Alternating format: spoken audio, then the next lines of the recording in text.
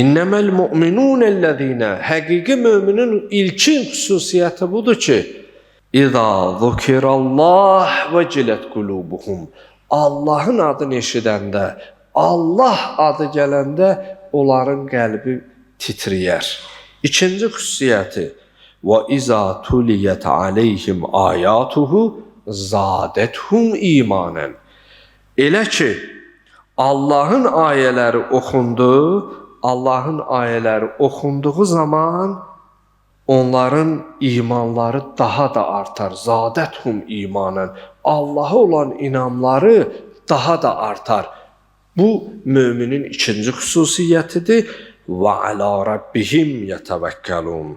Onlar ancaq öz Rəblərinə təvəkkül edərlər. Sıxıntıya, dara düşəndə insanlardan yox, onların gözləntisi Allahdan olar.